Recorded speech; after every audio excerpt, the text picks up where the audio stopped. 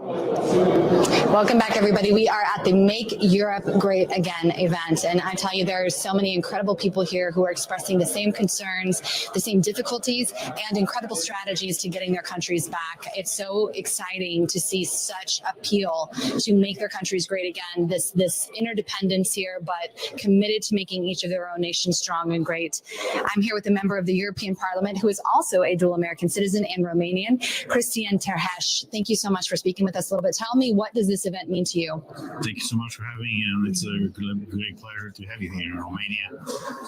Before I go into this event, it's important to understand people around this building died in 1989 for freedom. So we have this event here. It's not by accident. In Europe right now, freedom is under threat, national sovereignty is under threat, and we are trying to bring back prosperity, freedom, rule of law, democracy in our continent here. And we are lucky that today in Bucharest, so many outstanding speakers and strong fighters from all across the globe came and shared their thoughts, and we are looking forward to work with them going forward, especially in the upcoming term in the European Parliament after June 2024, where hopefully we will have a majority. What was it that happened that really sparked the need for this event in your mind? First of all, is what happened during the pandemic, when out of the blue, the European Union, which is described in the Treaty of the Union as an area of freedom, became out of the blue a concentration camp, pretty much a prison, where you could not go, you could not move, you cannot exercise your basic fundamental rights unless you had an approval from the government, unless you were supervised by someone. And this is not Europe. We don't acknowledge this kind of Europe anymore. It's like when you wake up, and when you look around, it's not your house anymore, because we envision, not only us but our founding fathers, the European project, similar as the founding fathers of the American project, an area of freedom, an area where the sovereignty of the national states is respected, where the Constitution is the supreme law of the land, where the basic fundamental rights are a God-given gift that we need to respect, cherish, not violate and not exchange. I mean, what we saw happen during the pandemic, in the case of Pfizer, for example, I was the one who uncovered the contract that was signed between Ursula von der Leyen on behalf of all the member states with Pfizer, and we have, out of 120 pages, tens of pages right now that are blacked out. We don't know the full content of those contracts. People are getting sick after these vaccines. They have side effects now. They want to ask who will be liable for these, and we don't know. So these are, everything that is happening right now or happened in Europe in the past 4 years, it's something that is not specific to Europe. And we need to fight back to make sure that we restore freedom, national sovereignty, and respect for fundamental rights. And this is our goal, our objective, and hopefully in June we will get it through. Do you think the European Parliament as a whole is dialed into your agenda as well? Unfortunately, the majority of the members of the European Parliament are people who are not respecting the rights of the people that elected them there. During the pandemic, I was the first and one of the very few MEPs, for example, who refused to show any proof of vaccination when I entered the Parliament, exactly arguing that I cannot have my mandate be conditioned by anything else except showing proof that I am one elected member, and that's it.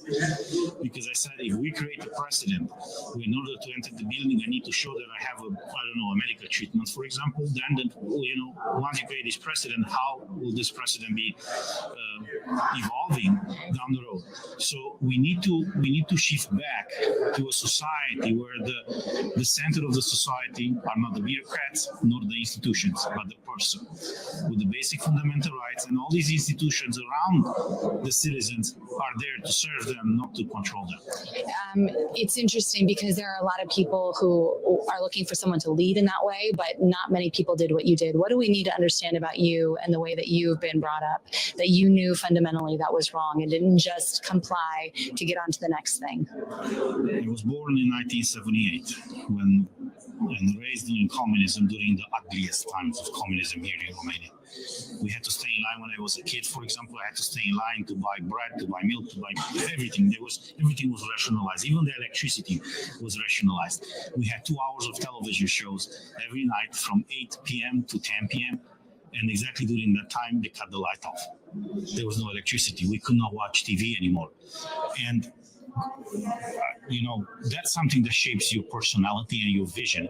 And then in 2002, I went to the US. in California, where I had the chance to meet great people, a lot of Romanians who left communism, who fought communism, who were even persecuted and jailed by communists, some of them for 16, 18, 19 years.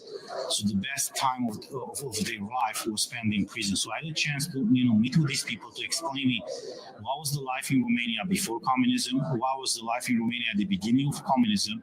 I had the experience of life after or at the end of communism. Now I was in a country that was cherishing freedom, liberty, pursuit of happiness, right?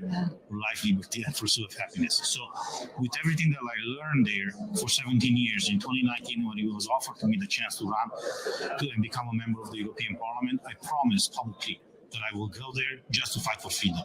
And that's what I've done for 5 years. I really believe in this. And I am where I am right now because the time that I spent in the US, I really learned how to fight for freedom. I experienced tyranny, but in the US, I learned how to fight for freedom. And I want to bring the fight back in Europe. It's incredible.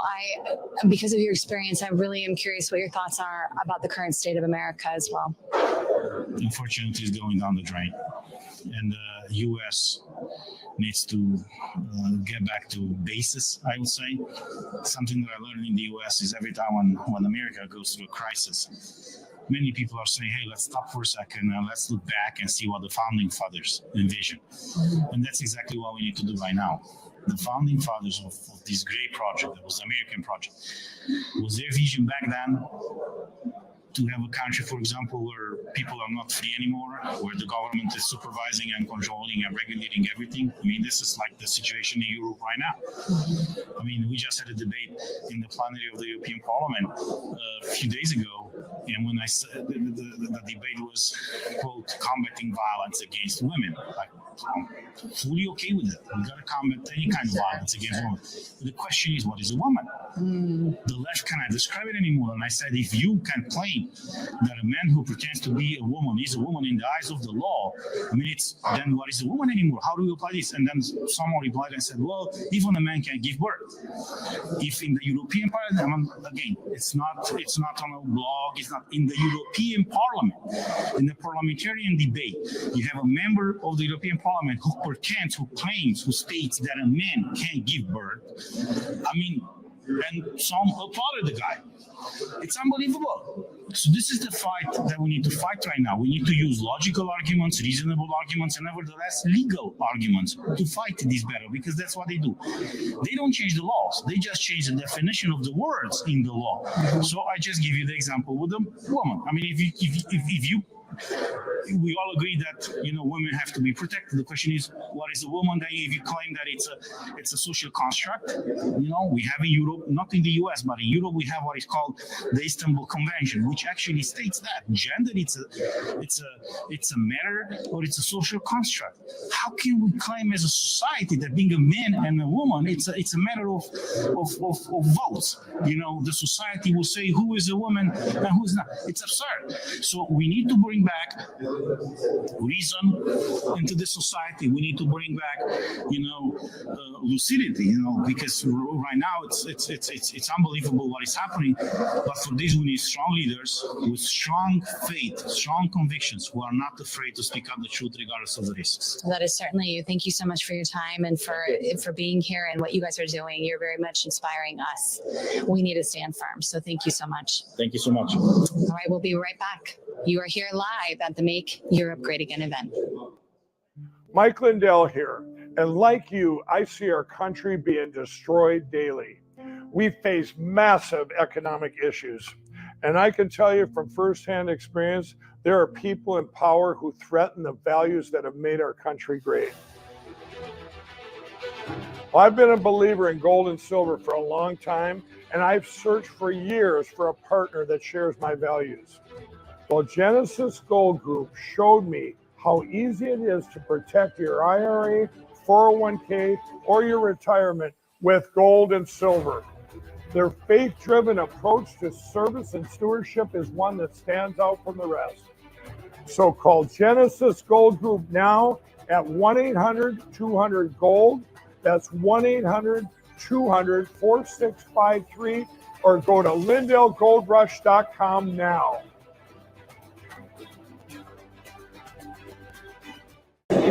Welcome back, everybody. We are here at the Make Europe Great Again event with incredible people, incredible minds, people who understand exactly what's going on with the times, and they're able to analyze it and then help us bring forward solutions. So excited to introduce you all. If you don't already know him, he is an author and a philosopher. His new book, The Trump Phenomenon, is going to be a bestseller and one every one of us need to have a different perspective as well. George Mihail Niamshu, thank you so much for giving us a few minutes today.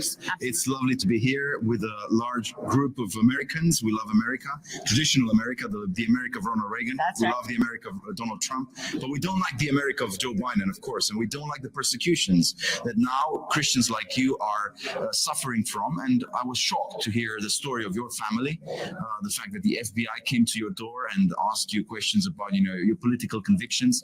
This was unheard of, and for 200 years, America did not experience such a tyranny. So thank you for coming to Bucharest. Thank you for learning about our history. And I like the fact that you call these tyrants communists, because that's what they are. I do think the wordplay, so I've listened to you speaking also, the words we use are so important when we're calling out whatever travesty it is, whatever issue we have at hand. Niceties seem to be our downfall. What do you think about that? Yes, I think we should be more brave, more assertive, and I like your speech. You're very, very courageous indeed. I think courage is the ultimate quality of a political leader. I mean, being kind must be perhaps a good quality for a teacher or maybe for a mom, but being courageous and brave is crucial in these days. And I think we should take examples from the biblical story. I mean, Moses was brave enough to confront the Pharaoh, and David was brave enough to basically kill the Philistine, that's Goliath. So I think such lessons of bravery can be drawn also from our Eastern European sort of history, because we have, on the one hand, great voivodes, we call them, but the rulers or kings who defeated the Ottoman Empire, that is the Islamic Ummah, and that is the invasion coming from Turkey and from other places. And of course, we have the story from communism, people who were ready to stand up against Moscow and against the Soviets, and we defeated them. And such examples of bravery should be inspiring for the younger generation, and we hope that in the future we will see movies about such heroes from the past, because what the woke culture is doing to our children is horrible, and what Disney is doing to our children is unacceptable. And we need to replace that fake kind of narrative that Disney and others are providing us with different narratives, which are authentic and which are grounded in our biblical faith, but also in our Christian history from Europe and from America. It seems like, to me, the open secret of the New World Order is out here. It has come out of the closet here. You guys exactly know what's going on. Can you explain to people in America what is the New World Order? What impact is it having both here in Europe and by your estimation in America? What strikes me is that you have, for the first time in history, a blending of interests from the technocrats, from people who run big corporations like Facebook and perhaps Google, and the government. And that's for the first time that's happening. We didn't see that before. And that's like a merging of interests, which has, I think, a goal in controlling the population. And we talked about how in the past, in the 80s, in the 70s, even the children of Donald Trump experienced that. When they went to Czechoslovakia, they saw how the basic needs, including the food, were controlled by the government through various tactics. Now we see the government and the corporations controlling our minds through social media sometimes, or through our phones. And that's something we should refute, we should reject, and we should not accept. And we need to sort of deconstruct, as Steve Bannon once put it, the administrative state, but also we should somehow bring limits to what Google and to what Facebook and to what other such corporations can do. For instance, during the elections, we know that 4 years ago, Facebook, because of the FBI intervention, decided to basically hide the story of Hunter Biden. But Hunter Biden came to Bucharest. He didn't come to Bucharest in order to promote, say, the values of capitalism or Christianity. He came here to be bribed by corrupt politicians. And we know the story, and we can perhaps dig into the story put forward by the former mayor, Rudy Giuliani, how he came to Bucharest, how he went to Kyiv, to Ukraine, that is, in order to basically get money from corrupt politicians and feed somehow his fantasies and his crooked life. And so why am I putting all this to you? Because we need to tell these big corporations, including Facebook, including Google, to stop interfering with our democratic processes. And we should basically warn those people that, they can end up behind bars unless they stop. The significance of Make Europe Great Again. Tell me your thoughts on that. Well, St. Paul was prevented from going to Asia 3 times. He was asked by the Lord to go to, I think, first of all to Greece, and then I think he ended up in somewhere close to Macedonia. And so he promoted the Christian values. That is, he planted various churches in the Roman Empire. So that's why you are Christians, and that's why we are Christians, because St. Paul chose Europe as his platform. And then he wrote letters to the Romans, he wrote letters to people in Corinth, and so on and so forth.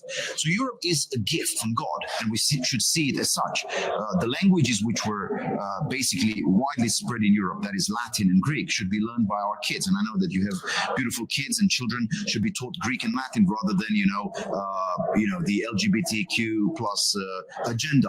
And if we go back to Europe, we will find the principles which motivated the founding fathers. I mean, we know, for instance, the founding fathers in America, including Thomas Jefferson, they studied the classics. They studied authors like Plato, Aristotle, who taught them what is tyranny. And so they wrote a constitution and a Bill of Rights, which prevented you as a country from lapsing into tyranny. How did they do that?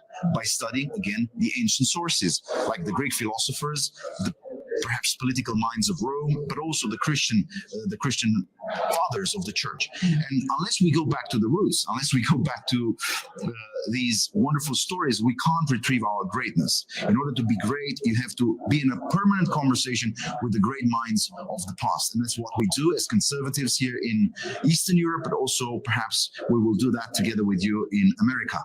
I am curious, since you brought that up, we would call that a classical education in America. 100%. And we absolutely are advocating for that with our own children. Is that a staple in Romania? Is that something that you guys already do here? Well, my publishing house it's called the Great Books Publishing House, and so we believe that the great books are places which we should go to in a metaphorical sense. That is, you should converse, you should have a conversation with the greatest minds that have ever existed, and there are not too many such minds. And if you do that, if you change the topic of your conversation, instead of going on Instagram and talking trash or stupid things about your neighbor with colleagues and so on, if you stop doing this spiritually, should I say, degrading thing, and engage in a mature conversation with Augustine of Hippo, with St. Paul, with the authors of the Bible, you will be enriched. And that's what we need to do. I love that. I really love that philosophy. I'm 100% on board with you. It's looking to the higher things. Absolutely. You're a fresh mind. Incredible book, The Trump Phenomenon. Everybody go out and buy it. Thank you so much for being here, and thank you for your time. Bucharest. Absolutely. We're going to be right back. We are at the Make Europe Great Again event. 3 years ago, frankspeech.com was launched during the height of mass media censorship to give voices back to those who had their voices silenced. This April, Lindell TV celebrates 3 years of uncensored truth about America's stolen elections, the voting machines, and the fight to return to paper ballots. Today, we stand at the precipice of a new era, covering the most important presidential election in American history. An era defined by the battle for some of our most fundamental rights: freedom of speech, freedom of press, and secure elections. We at Frank Speech refuse to be silenced. We refuse to bow down to the forces that seek to dictate what we can and cannot say. We are the media now. Join us in this fight at frankspeech.com. You might not want to hear what we're saying, but we're going to say it. Welcome back, everyone, to the Make Europe Great Again event. I'm Sharona here on Frank's Speech today with just incredible guests, great speakers, people who are deeply concerned about the trajectory not only of America, but their own countries here in Europe. It's been really encouraging to hear direct messages of truth and of hope. And I think our guest that we're going to speak with to Milan Uric, who is from Slovakia. He is in the parliamentary, founder and leader of the Republican Party, and is going to, your topic yesterday was to the point, very direct about what's happening in liberal mentality here in the European countries. Tell us a little bit about what's going on in Slovakia and your position on this liberal ideology. Thank you very much. First of all, I would like to say hello to everybody. Second of all, I think that we have a very common problems all around the world, in America and US, in Europe, in Slovakia as well.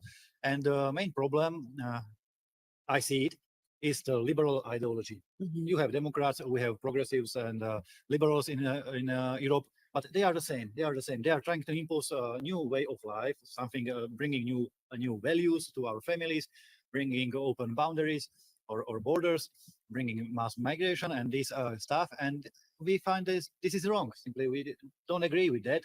And I think, and I see it as a member of European Parliament, that we are still solving like little problems, subsequent problems like migration, like problems with our culture, like some taxation and so on. But the main problem, the biggest one, which is covering all of these ones, is the liberal ideology. We have to defend, to beat this ideology. First of all, to defend our values, because otherwise there would be more and more problems coming, and it would be like a never-ending chasing of solving problems. And this is what we have to fight against, the liberal ideology. We have to open eyes of the common people who doesn't understand perhaps everything what's going on in the background, and that's it. This is the first task. I have to say, I was very surprised to find that this ideology had creeped into these countries here. I just really didn't expect it. We've talked about a lot in America, literally the chemical decline of testosterone in our men. When you come to America, you see a lot of very effeminate men now who literally are not making the testosterone needed to protect and defend the most vulnerable, women and children. I'm just going to make an observation. That is not the problem here. Like, men are men here, and I'm seeing that. And but even after saying that, you still have a group that's pushing this ideology that men can in fact be women, women can be men. You're talking about parent one and parent two, just wiping out mother and father. That stuff is actually going on here. Yeah, exactly. It started a few years ago, but it's even more and more stronger right now, and it comes from Brussels. To be honest, from Brussels, in few years later, but still it's coming. For example, just a few, I think it was days ago, there was a new law passed in Germany, law about self-determination of gender, which also applies for children, for 14 years old children, and you as a parent cannot stop the children from changing their gender. And this is simply crazy. Or otherwise, parents, some silly ones, can change gender of their small 6 years old boy, for example. And this is really silly. And this is also coming to Slovakia, to Central Europe as well, because you see that somehow like a weakness is going to be promoted. It's another thing that, like a tolerance. Of course, everybody is tolerant, we should be, and so on. But this is something a little bit different. That something what is wrong and what is like weak is being promoted as a better and good. And this cannot work forever. It's doomed to a never-ending crisis, and this is what we see actually in our culture, in our states, that we are only going from one crisis to another. So we are not even solving those crises, only shifting from one to another.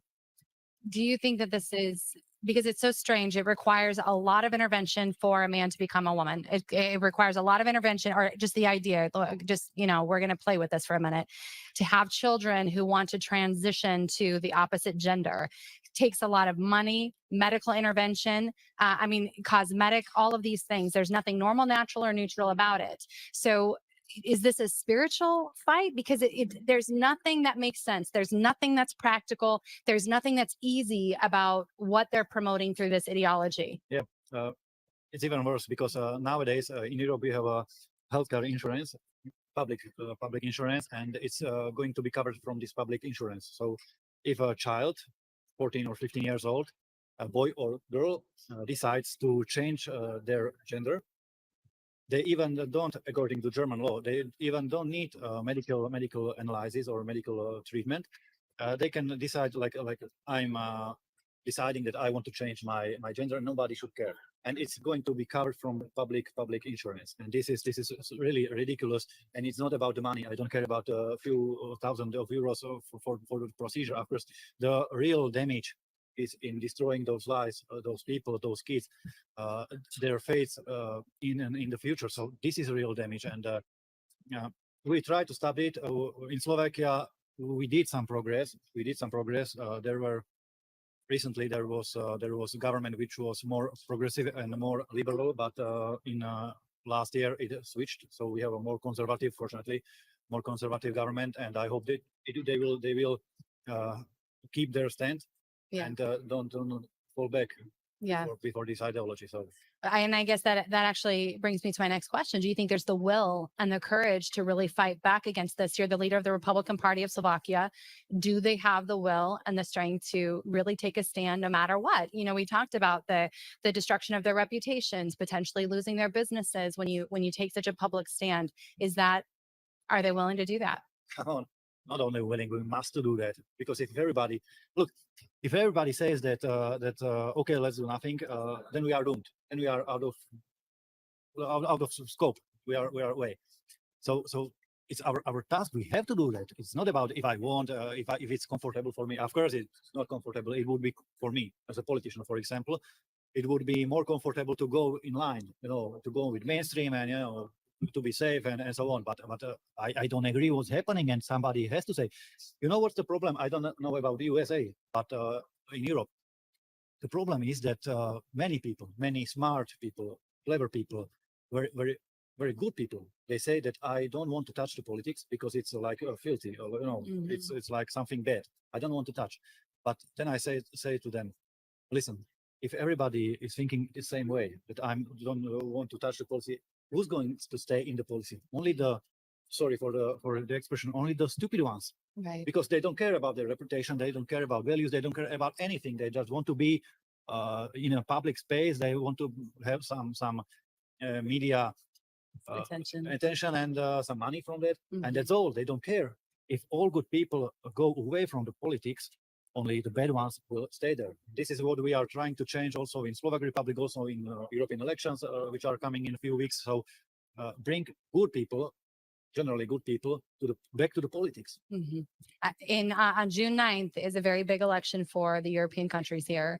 What do you expect to see happen? I'm hearing a 30% potential increase for the conservative movement. What do you think?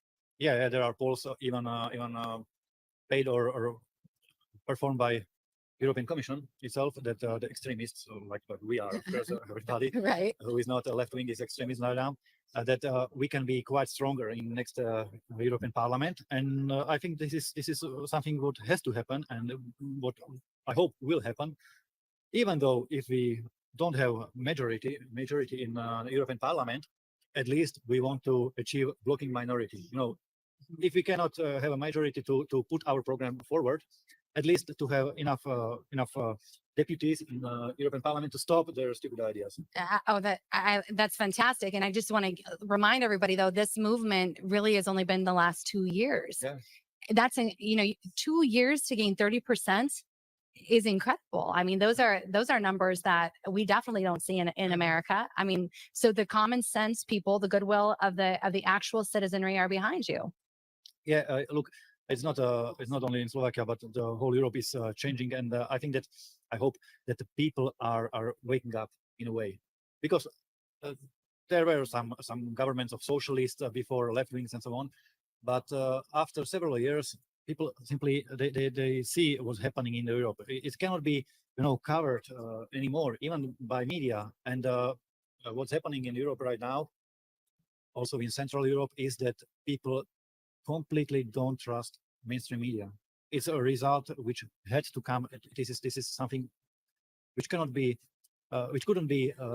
otherwise, because of how they are informing about what's going on. If you see one reality in the street and then another pseudo reality in TV, yeah, of course you are not stupid. And after several such situations, you start to think that, okay, they are probably lying and they are not bringing true information.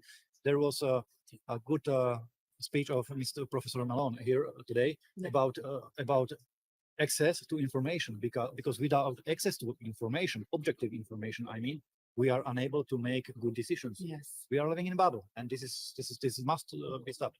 Just a little fact: the trust of citizens to mainstream media in Slovakia is the lowest in Europe. Only one of 3% trust what is written Smart. there. So you're saying Slovakians are the smartest. No, The I would most like to say so. most discerning, we'll say. I would like to say. That's incredible. Thank you so much, Thank you. Milan Yorick. Thank you so much. And I wish you the absolute best in the upcoming elections. Thank you very much, and also best for you. Thank you. All right. We will be right back. We are at the Make Europe Great Again event, and we'll be back in just a moment. Mike Lindell here, and like you, I see our country being destroyed daily. We face massive economic issues, and I can tell you from firsthand experience, there are people in power who threaten the values that have made our country great. Well, I've been a believer in gold and silver for a long time, and I've searched for years for a partner that shares my values. Well, Genesis Gold Group showed me how easy it is to protect your IRA, 401k, or your retirement with gold and silver. Their faith-driven approach to service and stewardship is one that stands out from the rest. So call Genesis Gold Group now at 1-800-200-GOLD. That's 1-800-200-4653, or go to LindellGoldRush.com now.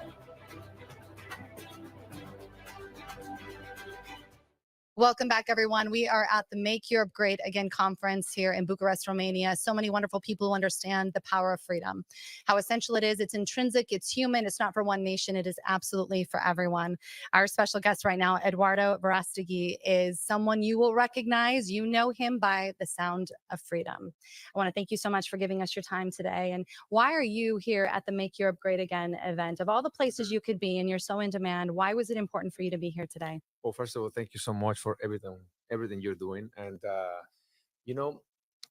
9 years ago, I started this dream after meeting these incredible people in Los Angeles, California, a professional guys who were traveling around the world, ex-Navy SEALs, ex-CIA agents, ex-Homeland Security agents, who were traveling around the world undercover, rescuing children around the world, penetrating the darkest corners and most dangerous corners of the world, like a ray of light penetrating the darkness, saving these children. Yeah. And when I met them, and when they told me what they do to these children, these pedophiles, what they do to these children that are being, when I'm talking about children, I want to be very clear. 2 years old, 3 years old, 4, 5, 6, 7 years old children around the world. Children are being raped 10 to 15 times a day for many years.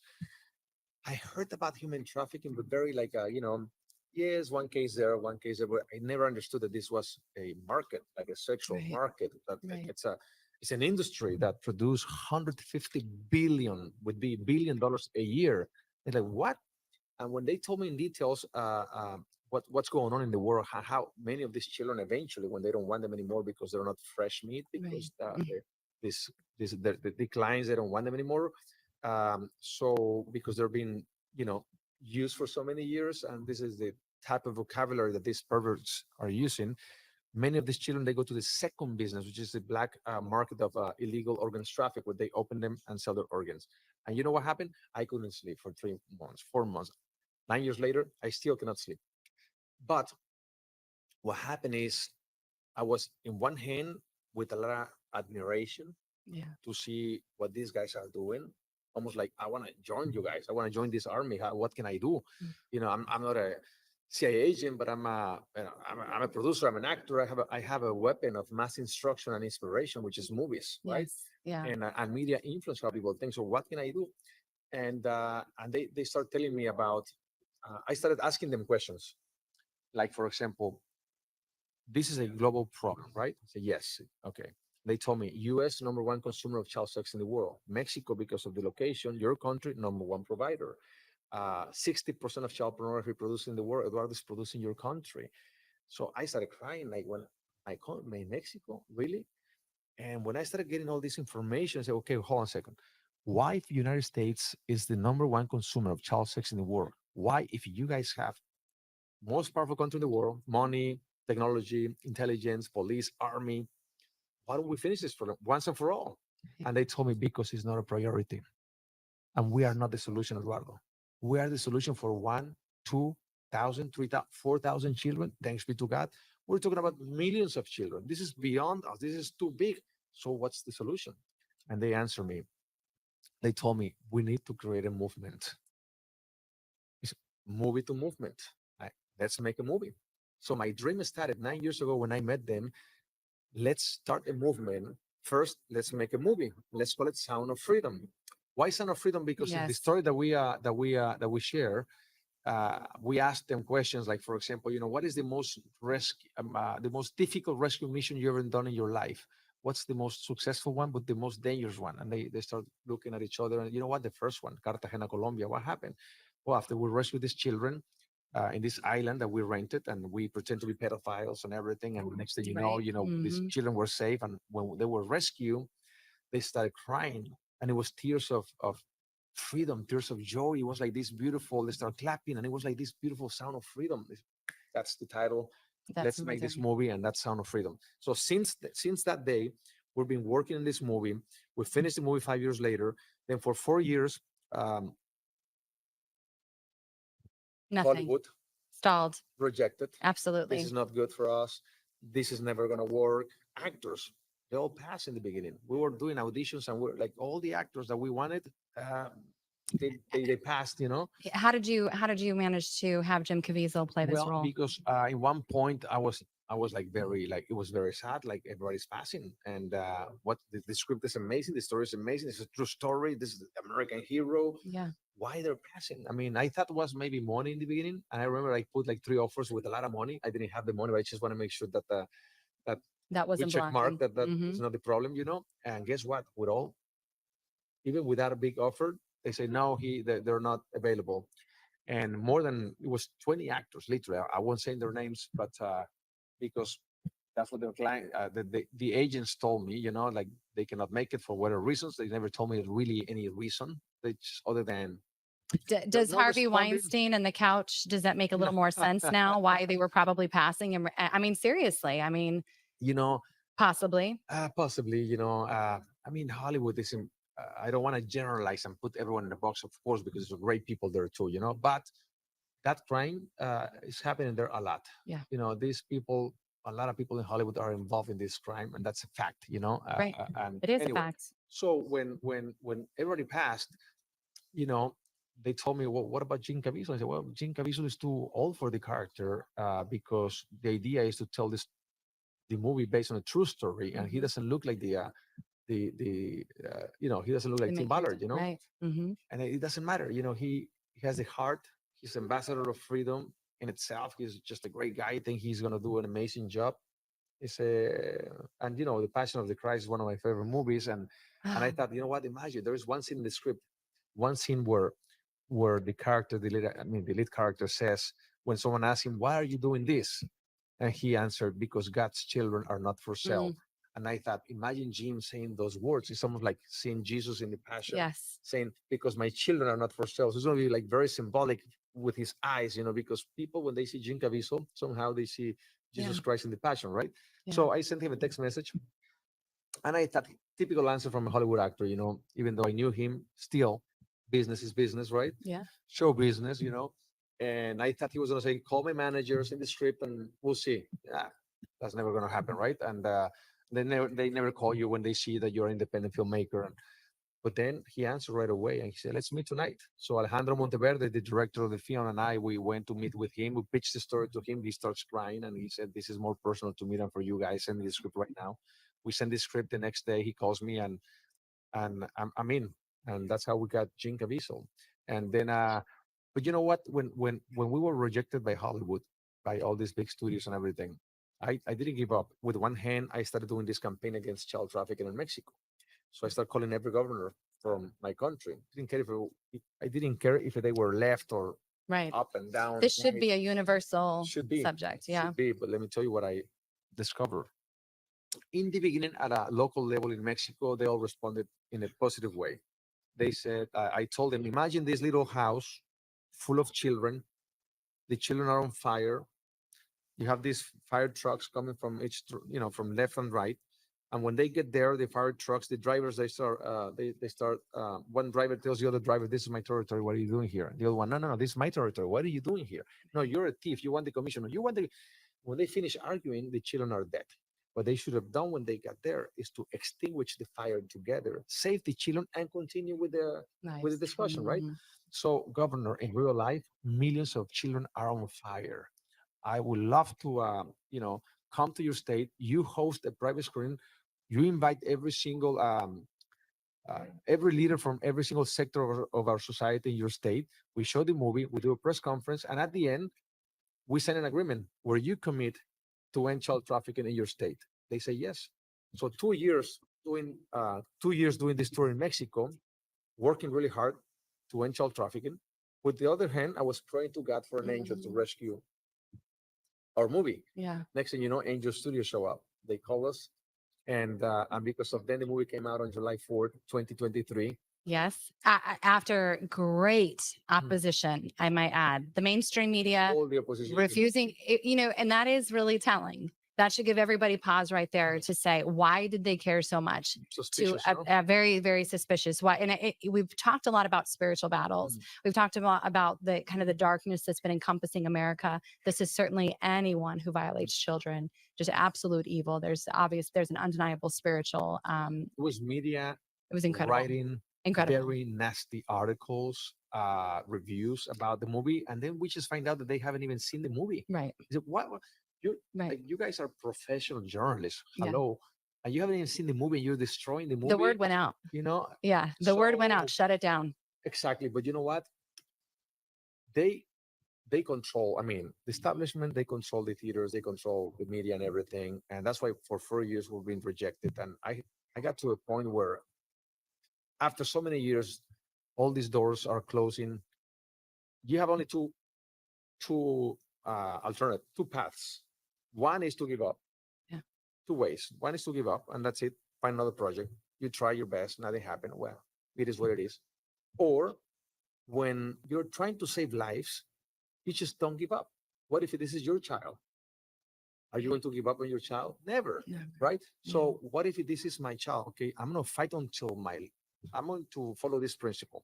Your children are my children, and I will give my life to protect your children. Like if it's my child, right? So I choose that path. And that's why I started doing this campaign, and I started knocking doors and more doors until finally Angel Studios show up, and they put the movie on July 4th, Independence Day. That Incredible. day is reserved for the biggest films of the year, like Indiana Jones, Mission Impossible, where they have hundreds of millions of dollars of publicity. There's no chance. There is no way you can survive one day with these guys. Impossible. We were doing fundraising through a crowdfunding, $5 million, with 7,000 people who put $50 here, $100 here, $50 against hundreds of millions of dollars. No chance. No chance. And then number one in the box office, Sound of Freedom. You know why? Because Hollywood didn't believe in the film, but the people did. And with the help of God, and all glory to God, it was a miracle. The movie broke every record worldwide, and I still can't believe it. Like what's going on? All this to answer the first question you asked me. So what am I doing here? Well, as you know, movies, they come and they go. What's next? And I don't want to be the typical filmmaker who make a movie, and then after the premiere, after the movie, even if the movie succeeds or doesn't succeed, doesn't matter. Next movie. No. This is more than a movie. For me, this is a movement, and I want to make sure that I will leave a permanent legacy behind. And how you do that? Well, traveling around the world. Even the film already came out, doesn't matter. I keep showing the movie because there's a lot of people who haven't seen the movie. And we are asking prime ministers, presidents, governors, legislators to sign, after seeing the movie, agreements where we commit to end all types of child trafficking in their countries, in their states, in their cities, in their towns. For example, 3 weeks ago, I was in Rome. wow. I called Prime Minister Giorgia Meloni, and I told her about, the importance of watching this film. And guess what she told me in the beginning of the meeting? She told me, Eduardo, I heard about the movie, of course. I have a lot of friends that have seen the movie, but I cannot watch this movie. I said, oh, wait. I'm feeling this. Prime Minister. Why? Because well, I'm a mother. Yes. This is a very sensitive. It's just I cry with the trailer only with the trailer. I feel that. Yes. She said. I said, well, precisely because you're a mother, you have to see this movie because number one, you are not only the Prime Minister of Italy, you are the president of the G7. Yeah. Imagine, I know this film will speak to your heart in a way that I cannot. I can bring you 10 books and maybe they can speak in a different way to you. But I know that this film has a message for you and only you will know what you have to do after seeing this movie. But please watch the movie. Okay. All right, done. Let's watch it on Friday. Okay. So we put together a private screening for her, friends and family, and she brought the minister of the of culture, the minister of education, her sister, family, friends, people from her office. I watched the movie. This is Friday. Movie finished. Quiet. This, it's quietness, a lot of quietness. And we start talking. What else I can do? I said, well, I have an agreement. I was not prepared, but I have the agreement here. I just need to translate it into Italian. And I would love to sign this agreement with you as the president of the G7. Imagine you will be leading by example this movement in Europe. And okay, this is Friday. Okay, can we do it on Monday? Yes, send me the documents. I sent the documents. Her staff put it in Italian and adapted to Italian needs and everything. And on Monday we signed the first agreement with. In my opinion, one of the most important prime minister in Europe. And because of that, now Spain wants to sign it, European Parliament, Poland, and many other countries. So one action of Giorgia Meloni now is going to change the whole movement in Europe. And that's so important because then we keep growing and growing and growing the movement. And now it's going to be new legislations, severe punishments for those who are involved in this crime that maybe the punishments right now are like very weak. More legislation to protect the children. This is a battle. You said something in the beginning. This should be an issue where left and right universal should be together, right? Mm-hmm. Well, not really, because I just discovered, and every day people wake up even more, gender ideology equals sexual children abuse. Yes. Thank you for saying that. Legalize pedophilia. These people they're perverts, they're bandidos, they're the worst of the worst. And these people are kidnapping your children in your iPhone, social media, Facebook. I mean, it's really. They're using our public education system as a front to groom and sexualize them. A lot of people, when they see Sound of Freedom, I just want to make sure that, guys, it's not that your child is going to be kidnapped in a jungle of Central America. You can be in the best you can be living in the best neighborhood, in the most secure country in the world. You can have bodyguards. You can be bulletproof your house. Yes. But if your son is alone with an iPhone, with a smartphone, you have no idea who he's talking to. And he may be talking to another child, but you don't even know if he's an adult. Use another child to hook the conversation. Next thing you know, you're sharing pictures. Next thing you know, they already threaten you that they're going to kill your mother if you say something. Next thing you know, your child not only is in her innocence, his purity is gone forever. Now it's traumatized, in kidnapping his own house. And this happened in Miami, in Orlando, everywhere in Texas.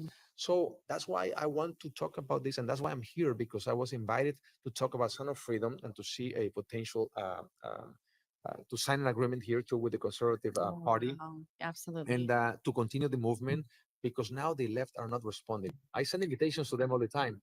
Not only they don't respond, sometimes they attack the movie. So very suspicious. Of course, because we are destroying their plans, their dreams of legalizing pedophilia, who now they call it minor attraction. So this is a fight for the children, and I hope many parents are listening to me right now. Open your eyes, spend quality time with your children. Make sure that what they're watching, you need to see what they're watching in their internet, in their cell. Don't leave them when they're very, very young with an iPad alone, because you have Absolutely. no idea what can happen to them. And those who have not seen Sound of Freedom, I'm telling you, there's nothing that they're going to see that is graphic. Every child on set were treated with dignity, with respect. They never knew what the film was about in details. Their parents were there. It's a poetry. It's very well taken care. So we're respecting the audience eyes as well. So you don't have to cover your eyes in any scene. But please do me a favor, watch that movie, because that movie is not just a normal movie. Not only will entertain you, not only will inspire you at the end. The movie comes with a message, and you will know what message is when you finish watching this movie, because a new movement can be about to start with you. You just God needs just to pull the trigger in your heart. And sometimes, art has that power, Yeah. has the power to move hearts, souls, minds. Plato said, if you have to choose between if you have to choose between politics or art You're going to to choose. govern a nation, he said, I Mhm. would choose art, because art has the power to touch people's hearts and Mhm. change their minds. Mhm. So therefore, how they Absolutely. think, how they live, how they behave. This movie is designed You. to create an army of freedom fighters. That is absolutely beautiful. I think it's incredibly true. Everyone who has seen it, I mean, they were very quick to respond and tell us what they thought and how it moved them, how it changed them, made them more acutely aware Mhm. of their surroundings and what's going on. We spent the morning here at Mega talking about the impact of illegal immigration on Mhm. human trafficking. And so Oof. this has become a very real everyday occurrence. I mean, there's no way that anyone can turn a blind eye to the need of their fellow man, and especially children. They're being put in incredibly vulnerable positions. Yes. Ben Bergquam showed an incredible film of the transfer of children across the southern border in America. I mean, it is a real situation that's happening. But to your point, even more is the our children that we think are so safe, Mhm. that we're handing those phones to, that we're turning over to the public education system, who's already shown us what they want to do with our children. The public school education has the highest concentration of pedophiles. Well, those books are literally Yes, pornography. literally. You It's know, not. I It's have it's not figurative. I It's have friends who are agents who they told me, Eduardo, like 10 years ago, I will arrest yes, an adult if they're showing this material to a child. yes. And now it's in schools. It's incredible. And it ought not be. I mean, maybe a viewing for the NEA is next. Mhm. The National Education Association needs to see the impact that they're going to have on future generations through Mhm. this film. I appreciate you so much. Thank you. I do want to ask you, just imparting, you said right now you're working actively country by country Mhm. to bring them in. My first introduction to child trafficking was through the political system. It Mhm. was politicians utilizing the foster care system to take advantage of children, passing them to one another. It didn't matter Republican or Democrat. Mhm. It's chronicled in an incredible book called The Franklin Scandal. When you're dealing with the political realm and you're having pushback, just like we talked about the casting couches of Hollywood, are you finding that governments are more receptive, at least initially, or does it really take a lot of effort and you got to find that exact person who understands and maybe isn't caught up in the political games? You know what? Sometimes it's not easy. Yeah. Sometimes it takes a lot of effort. Sometimes not because they're involved, but because they don't want to advertise in a negative way their cities or their countries. Mhm. Okay. I visit sometimes because they're involved too. So it's many different reasons, right? But Mhm. one day I went to I visited this state, and they told me, yo, we don't have this issue here. We love the movie, we love to support the movie, but I don't know about the agreements, because it's telling people that we have this problem here, and we don't want to just shoot ourselves, but we don't have this problem. And I did my homework before. I said, oh well, you know what? I see children asking for money in the streets. That's a type of child trafficking too, because these kids are working for organizations and they're like slaves, and they're part of this slavery mafia, where they're asking money in every corner in these parts of this country that I visited. Well, we have this problem of, okay, well then that's trafficking. Number two, I heard that hundreds of thousands of people from other countries are coming every year to your state, and many of them are minors working in a very unhumane conditions with salaries that are like really, really, you cannot even survive with that. That's trafficking. Well, we have this problem too, but that's trafficking too. Two, three, child pornography. It's consumed. How do you know who's consuming or not child Right. pornography? But we know because of the data that Right. it's growing and growing and growing and growing. So it's very likely that you guys have a lot of Consumers. consumers here in your state, like in any other state. So you have that problem too. And organs traffic. There's a lot of families who are very wealthy who maybe they don't know where they're buying their organs, but well, that's a big problem too. You know, Brother, that's you have it all here. What are you Yeah. talking about? You know what don't bury it with like nothing is happening. No, let's open the body to see where the cancer is and let's heal the cancer and let's protect the children because sooner or later if we don't do something now and you pretend like nothing is happening, it's all political yeah. superficiality appearance. Eventually the pain of these children will reach out to you and to me and to all of us if we wouldn't do something now for them, and we're the one who are going to be living in a nightmare that is going to be very hard to wake up again if we wouldn't do something now. So eventually he agreed with the agreement and everything, but It's amazing that the agreement is that powerful. That they It's- really stopped and considered Yeah. what are we agreeing to? What are we saying we're going to get behind? Mhm, mhm. I think that's really powerful. And the good thing is media, we invite the media. So there's a press conference. So they do the follow up because I don't want to just the picture with the agreement and Right. no. The whole idea of the agreement is to keep the conversation, to put pressure on government because remember, if it's not a priority, Mhm. it's not in the agenda. If it's not in the agenda, there's no budget. If it's not in the budget, then there's nothing you can do. Mhm. So the idea is all this that we're doing is just to put pressure in every country in the world so they can turn this issue into priority because it is a priority to Mhm. protect. If your children are not going to be a priority, who is a priority? And the reality is, this whole conference is about our children. Exactly. It's about the Bottom future. line, we're all Mhm. going to be parking there and they're the future decision makers. What kind of decision they're going to make if we adults we don't assume our responsibility and we don't take care of them now, not tomorrow, No. now. And that's what we're doing, and that's why I was led to to register last year to run as an independent candidate for the presidency of Mexico. And but the same communists, the same regime, when they saw me, an outsider, coming in to try to clean the house, what happened? Well, they gave me 120 days to raise 1 million signatures through an app. Who controls the app? They do. They do.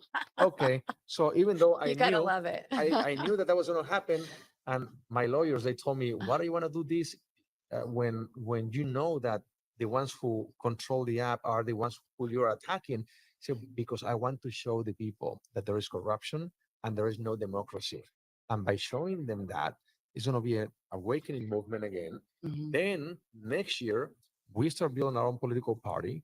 Then we start the restoration and the construction of the future of Mexico. But you need to start a movement so you can put pressure of those who have our country kidnapped for decades. Yes. And that's why I want to do this, and it's working. So I prove that there's no democracy. I prove that there's a lot of corruption. I'm suing the government of Mexico. We're going to start our party in 2025, and we'll see where God is, what God is going to do, how He's going to use this other movement that will help Son of Freedom movement, because everything is all together. As you said, Absolutely. it's all for our children anyway. But the political arena, as I said before, in politics, there's no empty chairs.